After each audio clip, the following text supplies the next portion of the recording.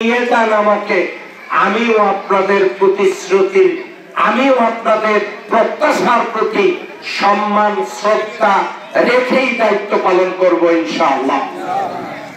যুবক কতজন এসেছো একটু হাত তোলো দেখি। যুবক, কোন দাড়ি পাকা লোক হাত তুলবেন না, শুধু যুবকেরা।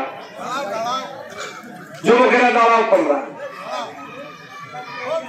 তোমাদেরকে একটা বার আল্লাহ দ্বীনের জন্য, ইসলামের জন্য এগিয়ে আসতে হবে।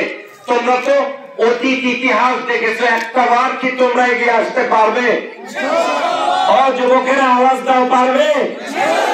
তাহলে তোমাদেরকে কথা দিচ্ছি, তোমাদের স্বপ্ন পূরণে ইনশাআল্লাহ যথাযথ ভূমিকা রাখা হবে। তারপরেও শ্বশুর বাড়ি, নানার বাড়ি এলাকার লোকেরা তো নিশ্চয়ই তারা তাদের কথা আমাকে শুনতেই হবে, শোনা লাগবে না।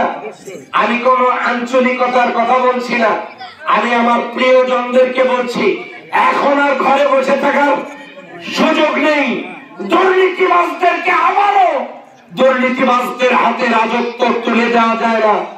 যারা রাষ্ট্র পরিচালনা করতে গিয়ে কয়েকবার দুর্নীতিতে চ্যাম্পিয়ন হয়েছে, কথা বলেন ঠিক কিনা?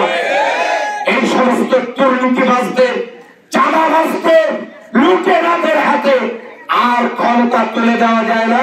তাই আসুন, বাংলাদেশ জামাত ইসলামীকে একটাবার সুযোগ দিন। আমি আপনাদের আপনজন, নিজ নিজ বাড়ি, আত্মীয় স্বজন, অফিস আদালত, হাট মাঠ, ঘাট, হোটেল, সব জায়গায় কথা একটাই, সে আমাদের স্বজন, সে আমাদের আপনজন। হয়তো বাড়িতে গিয়ে হক আদায় করতে অনেকেরই পারেনি, আশা থাকলো বঞ্চিত হবেন না ইনশাআল্লাহ।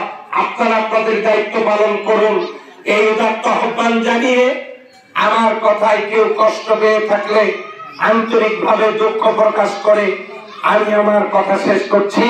সবার কাছে দোয়া আছে।